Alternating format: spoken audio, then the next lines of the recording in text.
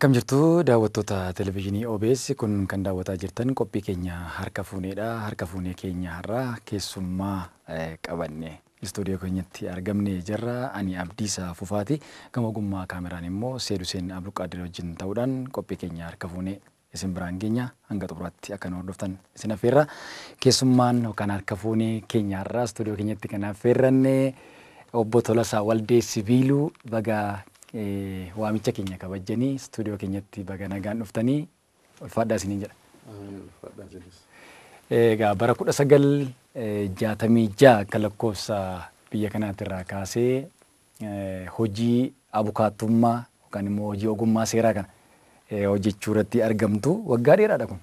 Dhuguma dheeraadha. Garuu dhuunfaa kana hojjedhe 90 as keessumaa ebla 89 dhumarratti 90 immoo guutummaa irratti jalqabee amma irratti immoo dhuunfaadhaan hojjechaa ture. Inni isa duraa mootummaadhaaf hojjedhe. Gartokkee amma akkuma jalqabne 65 adoolessa 65tti baankii daldala Itoophiyaatti qacaramee hamma budde 74tti achuman ture. Isa booda immoo mootummaadhaan xalayaadhaan ministeera qonnaa mootummaa korporeeshinii adda addaa irratti hojjechuudhaaf akka hin danda'utti na fudhatee korporeeshinii kuduraa fi fuduraa kan jedhamu keessatti immoo gorsaa seeraa fi abukaatota na jalatti hojjetan to'achaa hojjechaa ture. Inni mootummaan immoo dhufee mootummaan yaadeg immoo dhufee umuriin isaa waggaa 40 waggaa 20 ol kan hojjete jedhanii humnumaan xurataa na baasanii hin geenye xurataa nan geenye na baafnan ani immoo faqaada baafadhee leeshensaa baafadhee isaa jalqabee. Meetti deebina haala abukaatummaa haala hojii keessan keessa turtan kana dubbiidhaan mo'achuu kana dubbii nyaachuu kana dubbiidhaan injifachuu kana seera kana keessa itti deebina waan baay'ee keessa dabartaniittu yeroo namni baay'een ogummaa seeraa kanaan eebbifamee gara addunyaa hojiitti abukaatummaa kanatti hin babba'in yeroo barnoonni iyyuu akka irraa kana babal'ate sadarkaa kana hin gahin yeroo san namni muraasni qofti baratee gara hojiitti bobba'u kana hojii jalqabdanii maal keessa akka dabartanii fi maaltu akkasiin mudate sitti deebina. Mee obbo Tolasaa Waldee Sibiiluu eenyudha mee haaluma ka'umsa isaarraa namni akka sirriitti isin hubatu? Ani egaa akkuma amma atuu caqaste Tolasaa Waldee Sibiiluu Wallaggatti dhaladhe baha Wallaggaa aanaa Jimmaa Arjoo kan jedhamu mana barumsaa Biitwadde Makonnin Damsoo kan jedhamutti tokko qabee amma 8tti baradhee 9 jalqabee immoo amma 12tti immoo as mana barumsaa yeroo sana amma dargiin dhufee xinnoo olii gadi babal'eessutti beekamaa kan ta'e mana barumsaa beekamaa kan ta'e Jeneraal Wingeetti baradhe. Mana barumsaa beekamaa yeroo sana mana barumsaa olaanaa fi jaallatamaa. Achi galuun illee baay'ee ulfaataadha. Mee akkamitti naa kaasamee seenaa wayii qabdu achitti mudannoo wayii mana barnootaa sanarraati namni hundi hin galu gara Wingeeta kanan dhufu gaa tokko hanga 8 achitti barattanii haala kamiin immoo gara kana dhuftame? Gabaabseen himaa dheeraadha dhuguma. Mana barumsaa sunis ijoollee Itoophiyaa keessa jiran ciccimoo funaananiitu barsiisu akkamitti akka funaananii ana irratti kan ga'e kaanee ilaaluu dandeenya. Aan tokkoof kutaa tokko jalqabee kutaa 8tti tokko amma 2 sadaffaa caalaa gadi ba'een beeku. Kana waan beekaniif mana barumsaa kootti xalayaa caafee mana barumsaa Wingeet kuni ijoollee 6 fudhate jechuun maqaa fudhateetu isee kan jedhamu dirset akka caafnu irratti akkas katabnu nu erge anaaf kannaa kenname if I win 40,000 birr lottery kan jedhamu naga'e kana irratti amma kuma jecha qaalii 2,000 kan hin caalle 2,000 words only kan hin caalatti xaafii jedhamee xaafeen karuma mana barumsaa koo sanaan wiingeetti ergamee ani nama ja'an sana keessaa 3 ta'ee fudhatamee waraqaan naa ergamee fudhatamuudhaaf as dhufee immoo intaraansii fi interviyuu fudhadheen intaraansan jedhamu saabjektii 5 qoratamee interviyuu immoo as barsiisonni na qoratanii kanaan hafuu danda'e ani 3 taanee dhufnee akka Wallagga Bahaatti nama 3 taanee dhufnee Wallagga Bahaa Arjoo keessaa qofa. Arjoo keessaa qofa 3 Naqamtee tokko dhufeera. Gimbiidhaa 2tu dhufe. Inni Gimbii tokkotu hafee inni Naqamtee tokkotu jira ammayyuu wajjin finnee inni Gimbii sunis wajjuma finnee ani Arjoo immoo hafni achitti barachaa turree 9 qabee amma 12tti baradhee kun 19 winget kan dhufe waggaa 1956 fulbaratti akka lakkoofsa biyya kanaatti waggaa 1956tti inni achiin fidhatan immoo isa dura asitti immoo 56 jalqabee amma 59 akka lakkoofsa biyya kanaatti baradhee maatiriik kan jedhamu SLC'n jedhamu fi darbee yuunivarsiitii galeen University bara sana University Mootii Haile Sillaasee kan jedhamu amma Addis Ababa University kan jedhame isan galee waggaa duraa freshman programmiidha. Isa keessaa immoo law schoolitti immoo barsiisaan diiniin mana barumsa diiniin fakaltii irra deemee interviyuu godhee ijoollee fudhataayyuu diiniin law schoolii Cliff Thompson kan jedhamu interviyuu nu godhanii nu fudhatanii law schoolitti immoo galee achitti immoo waggaa 5 baradhee bahe. Amma muummee garaagaraa jira gaafa dhuftanii kiiloo 6 yookaan immoo yuunivarsiitii Finfinnee kana seentanii yeroo sanatti muummeen dipaartimentii adda addaatu jira. Qabxiin keessan ilaalamee performaansii yookaan immoo haalli tattaafaa fi cimina keessan ilaalameetidha gara mana barumsaa law school kan seeraa kana seentaniisin. Akkasitti ilaalaniitu qabxii keenya freshman programmii irratti ilaalaniitu dhuma freshman programmii irratti isaan irra deemanii lecture godhanii ijoollee campaign godhanii ijoolleen akka fakaltii isaanii galan godhanii anaan akkasumatti ilaalii kan interview nu godhanii koottaa galaan nu jedhanii anillee ani ilma namaa servii gochuu jaalladha jedheen gaafadhe diini namoota sanayyuu na jaalladha. Fedhiin keessa maal ture? Ani fedhiin koo tokko fedhiin keenya guddaan health officer ta'uu ture. Yeroo sana. Garuu ijoolleen hiriyoota koo warra Gondar dhaqan achi health officerummaa Gondaritti baratama. Yoon ijoollee tokko gaafadhu kun bara gaarii miti kun itti dhiisuu wayyaa. Kun akkasi xinnoo warri na dura achi dhaqan. Ammoo alammaa garuuf hin ture waa'ee qonnaa. Isin immoo ammas immoo kaapitaalii tokko kaapitaalii qabaachuu qabda. Lama qabaachuu lafa. Sadaffaa immoo beekumsa isaatii ansee barbaachisu jennaani. Beekumsa isaa tamaareen baradheen bahaa. Kaapitaaliin qabu baankiidhaan fudhadhaa.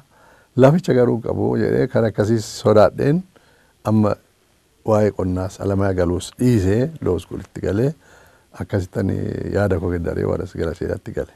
Garuu kan ammoo akka Waaqayyo natti mul'ise akka Waaqayyo naa mul'ise natti fakkaata. Maaliif ijoolluma koo yoon ijoollee wajjin taphadhu waa'ee seeraa waa'ee falmisiisuu hin taphadha ijoolleetti. Kanaafitti Waaqayyo sarara naa fidee natti fakkaata. Akkatti fudhan. Mee duubatti isin deebisa. Egaa bakki isin itti dhalattanii itti barattanii dhuftanii Arjoon biyya gooticha Hayilee Fidaati. Mee baay'ee isin dursa yaada. Mee wal beektu wal argitanii beektu walitti dhuftaniitu yeroo sanatti. Eeyyee wal agarreerraa isa qofa miti abbaa fi haadha isaas obbolaa isaas beekaa Arjoo isaanii warra magaalaa Arjoo keessa ta'anii ani baadiyyaadha. Abbaan isaanii Hayilee muka hojjetu. Muka hojjetu barriin balbala hojii mukaa kana foddaa balbala waan akkasii hojjetu. Qorqorroo immoo hojjetu maqaan amanii qorqorroo rukutanii mana ijaaruuf namaa fi Hayileen nama hangafa. Abbaa Hayilee jedhamu abbaan isaanii obboleessaa Taaddaseen jedhamu kan biraas jira barsiisaa kan ture. Alamuuwwan jedhamu jira Siisaan jedhamu jira obbolaan isaa beekuu koo kanaan hubarta. Haayileen akkasitti na beekaa garuu yoo sana wajjin tabaarre miti inni siinerii koo maqaa san dhagaye malee arjotti waliin agarre barumsa irratti garuu yoo kutaa shanga'u dhufee yuunivarsiitiidhaa dhufee ijoollee keenya ijoollee mana barumsaa jiran walitti nu qabee Daarektara mana tawaanii sanaatti himee walitti nu qabee nu jajjabeessee akka jabaannee tabaaran. Maal jedha ture? Jabaadhaa tamaaruun barachuun barbaachisaadha jedhee nu dammaqse baay'isee. Kun amma ani asuma baheen achi dhaqee barachaa jira yuunivarsiitii an jedhamu jira jedhanii yeroo sana bara sanatti amma yoo inni kutaa 5 jiru jechuun 1952tti. Bara 1952tti kun. Yoonni kana himu waa'ee yuunivarsiitii maal akka ta'e yoo waan galu san. Inni garuu nu dammaqsee orient nu godhee karaa nu qabsiisee yoo sana jalqabee inni akka waan ikootti ilaala ture akka nama. Akka fakkeenya akka moodeliitti. Namoonnis immoo nama na dhibu yoo ani waa tokko jedhu waan tokko ni kuliyaas waa tokko jedhee jedhu namitti mucattiin kun Haayilee akka Haayilee taati jedhanii natti qaballi turanii garaafan. Fakkiidhuma bifaan iyyuu gara. Bifaan diimaadha Haayileeni diimaadha mataa isaatti bichaa luuccaadha dheeraadha ammoo abbaan isaatis dhedheeroodha mataa luuccaadha lachanuu. Nama gaddisiisu garuu Haayileen ilma sooressaa ilma fiiwudaaleeti lafa gaashaa 12 qaba gaashaa 40 qaba jedhanii diinummaatti dubbisaa turan yeroo sanayyuu. Erga Jeneraal Wingeetti dhuftanii booda namoota hiriyoota wajjin walitti dhuftanii waa'ee Oromummaa kanas wal barsiiftan jira. Mee sanuu kaasaa keessumaa amma Ayyuree Abaaboo yeroo har'aa Jaal Daawud Ibsaa wajjinis hiriyoota turtanii waan baay'ee barsiisaa turtanii yoo jedhama. Isan dhaqiin dura danda'amu waan ani kaasuu malu yoo inni kutaa 8 jiru wanta seenaadhaaf ta'uu qabu. Dhaloonnis baruu qabu.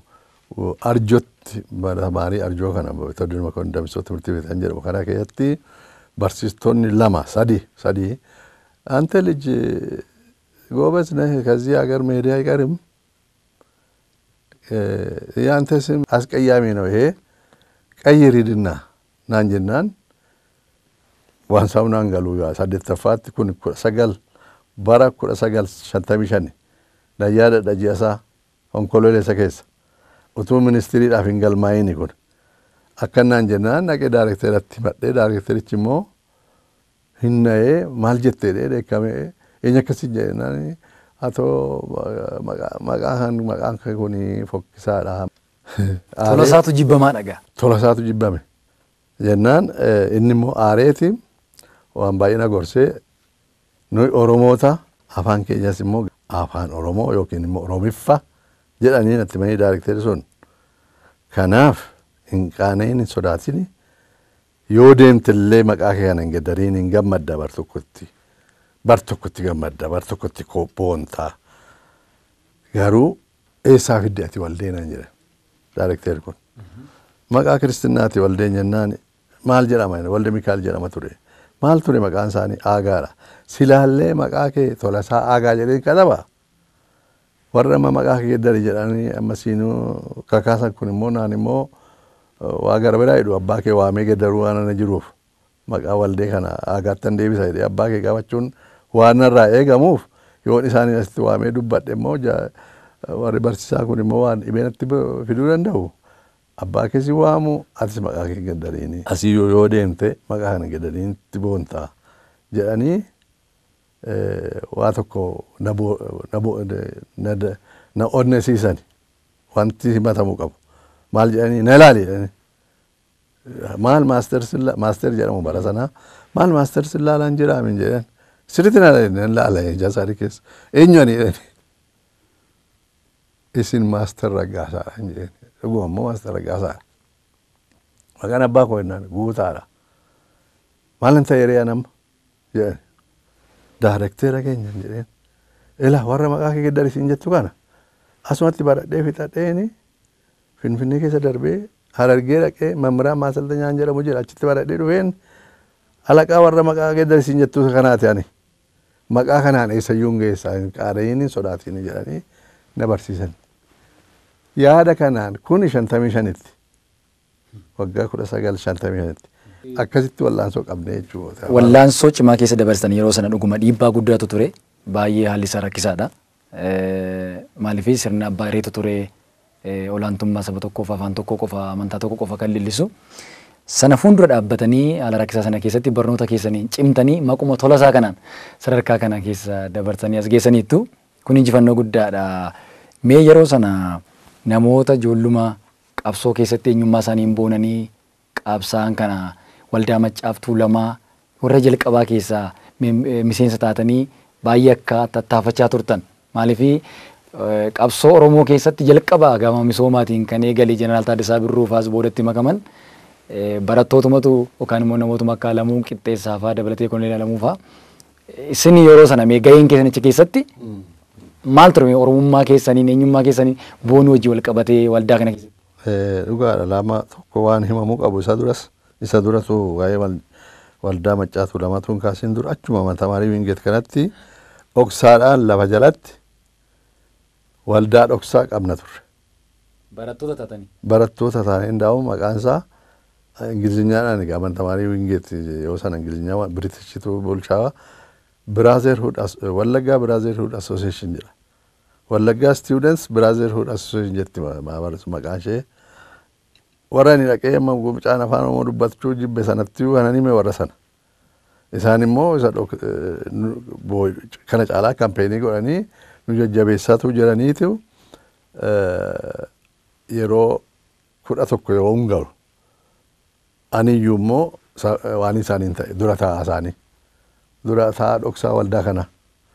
Kanaafis yoo sana gaa 58 yoo kun 1958 barreessonni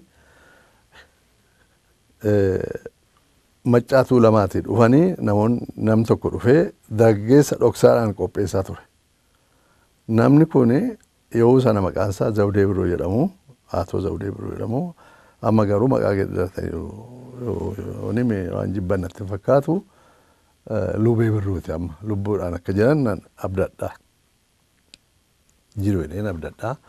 Yoo abaawoonni mootummaa ce'umsaa keessa ture iyyuu Konaakiriitti mootummaa ambaasaadara ta'anii bakka bu'anii deemaniiru Lubee Birruu. Yoo sana isaan immoo ijoollee mana barumsaa deemanii dargaggeessa qopheessaa turanii isaan iyyuu immoo Maammoo Mazammir jala turan. Lubee Birruu iyyuu immoo Maammoo Mazammir dargaggeessa irratti itti gaafatamaa turanii Matolaqaa Maammoo Mazammir. Isaan immoo Lubee Birruu immoo isa jalatti hojjechaa turanii anaan immoo achi dhufanii warra qopheesse keessaa tokko aan immoo naannoo sanatti gaafatamaa waldatti waan ta'eef waldaa keessatti waldaa dhaabneeti. Waldaanni kun yani ijoollee barattootaati. Inni warra Maccaa Tuulamaa immoo caalaa immoo iccitiidhaan inni sun iyyuu iccitiidha. Mana Tamaariitti waldaa dhaabuun iccitiidha dhorkaadha. Mootummaan hin fudhatu. Waldaa sana keessatti immoo waldaa ijoollee Maccaa Tuulamaa dhaan immoo qopheessuu jalqabne ani tokko itti aanaan namani wajjin haasa'ee karaa wajjin hojjenne tokko obbo Daawud Ibsaa. Yoo sana Fireew jedhama. Walumaan barattus yeroo sana? Yoo sana baranna na booda garuu siineerii. Isinii siineerii isaa? Ani siineeriidha. Waldattiidhaaf immoo dura taa'aadha. Inni immoo miseensummaa eegala. Akkamitti. Yeroo sana gaammee maalinni wanti isin mari'attan saba kanaaf wanti isin gumaachitan hojjettan maal? Tokko afaan kan attamitti bal'ifnaadha. Wal sodaa nama biratti sodaachuu hin qabnu afaan kana dubbachuu. Maaliif yoo sana dubbachuun umtiyyuu hin sodaata namni afaan kanaaf dubbachuu. Lama walki keenya yoo rakkanne wal gargaaruudha. Maatii keenyarraa horii inni dhabenne amma horiin maatiirraa nuu dhufutti kiisisaa keessaa waa dhumee rakkate wal gargaara walii buufna. Waan an yaada tokko wayyaa keenya miiccannee tokkosuudhaaf kaawiyyaa lama bitannee mana Tamaarii Wingeet kun bilookii gurguddaa lama qabaa. Giriin haawusii fi reedaa haawusiin wal duukaadhaa. Kaawiyyaan tokko bilookii sagaranaa kaawiyyaan tokko immoo bilookii sagarasi teessee wayyaa keenya miiccannee isaan tokko sanna kaawiyyaa kanallee wal gargaaruudha gaa kun obsaadha. Tokko wal gargaaruudha. Lama afaan kana. Sadaffaa immoo qubee baasuu qabna. hamma yoomi dhoksaadhaan jenna kanas egaa afaan kana akka dhokatatti nafu bar tokko hin baa qubee barachuu qabnaan jedhamu hojjechaa ture barbaadaa ture yaadaa ture itti dubbachaas ture akka carraa booda 61 keessa waaqayyo seenaa isaanii guddisu obbo Hayileen qubee sammattiin katabamu kana ta'anii qopheessan. Kana yaada. Milkaa'e. Booda ragamee kamittiin gara abukaatoo dhuunfaatti dhuftanii mee keessumaa immoo ijoollee qabsoo keessatti sirna kana sirnoota darban abbaa irree kana yeroo dukkanaa kanas haa ta'u sirnoota darban bara wayyaanii kana keessas baay'ee warra qabsaa'ota ta'an kanaaf abukaatoo dhaabachaa turtanii isini akkamittiin mee baankii daldalaa irraatii gara abukaatoo dhuunfaatti dhuftanii eenyuuf immoo dhaabachaa turtan isa jedhutti dhufne. Bara sana gaa yeroo waan baay'eetu beekamu dargiin bara sana maal godheeraa mataan isaa manjiran isaanii Koloneel Axiraafuu jedhamu itti aanaa mangistuu itti aanaa pirezidaantii dargiiti Axiraafuu Abaatee jedhamu isaaniin firmaa isaaniitiin booda immoo firmaa Shaambal Fiqire Sillaasee Wagdarasiin kan bahe tokko imaammanni tokko jedhama inni nam tokko dhaabbata tokko keessaa nan baa jedhee bahuu hin danda'u mirga hin qabu kasaseellee akka yoo kasaseellee manni murtii akka hin laalamne imaammata ture bahuu hin danda'amu. Kanaaf baankii keessatti hidhamnee teenya ture. Maal ta'e egaa isas wallaansoodhaan hin bahe isas attamitti wallaansoo ta'ee interviiyuun fudhadhe mana ministeera qonnaa mangistii keessaa keessumaa korporeeshinii fuduraa keessatti dhaqeen isaan iddoo vaakaansii baafnaan dhaqee gaafadhe liigaa advaayizaaran jedhamu baafnaan attamitti si fudhanna reennaan qoyisa interviiyuu natti na fudhachuudhaaf fedhii qabdoo ta'e natti himaa isaa isinan gorsaa sammoon jedheeni isheenii si fudhanna isheenii ishii xalaanaa Tsaafaan jedheen eenyutti yoo sana maayikalaawee pilaan mamriyaa jedhamu jira namni hundumtuu maqaan isaa achi taa'a inni mana dhaabbata adda addaa irratti ramadamu hundumtuu maqaan isaanii achi taa'a. Dhaabbanni hundumtuu nama barbaadan kwaalifikeeshinii piroofeshinii barbaadan hundumaa hammana barbaadna jedhan jalatti qaasa maayikalaawee pilaan mamriyaa kanatti. Maayikalaawee pilaan mamriyaa kuni amma iddoo Yekkaatit 12 hospitaaliif fuuldura gama keessa gibbiin ture jira achi keessa ture tiriinsaa. Amma kan diinagdeeti achitti naa tsaaftuun jedheen tsaafuu hin danda'amu naa tsaafaa keessa giddiin qabu hin jedheen giddiin qabaatina jedheen aankoommoo maal jedheen tsaafadhe isa yoo gaafa tsaaftan poostaa sana gaafa tsaaftani natti maa jedheen aankoommoo iyyata galchadhe jarumatti maal jedheen galchadhe nam tokko masraa beetidha kan gadhiifne mammaraa jira. Commercial baankii keessa garuu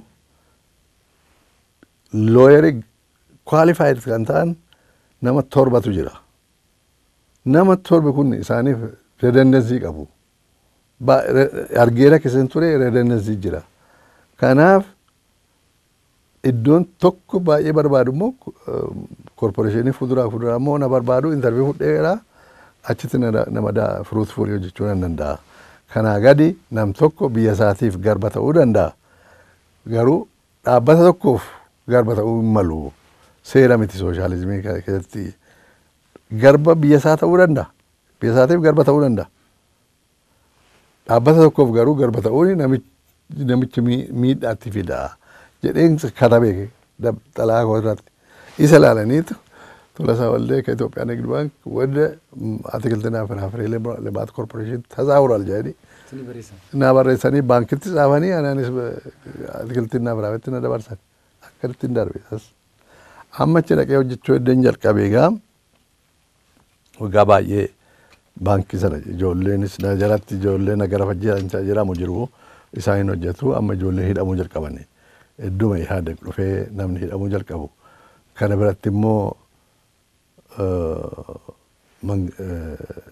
mataan isaa ኢህአዴግ ጠቅላይ ሚኒስትር ታምራት ሲወሰነ ጠቅላይ ሚኒስትር turani baadoo barmel jedhaniiti መንግስት እርሻ jedhamu kana baadoo barmel jedhanii diigan diiganii anaan waggaa barmeela duwwaadha intarsaa yoo asitti dhaqani karaa jalaa tarsaadha gadi yaasachuudha yoo asii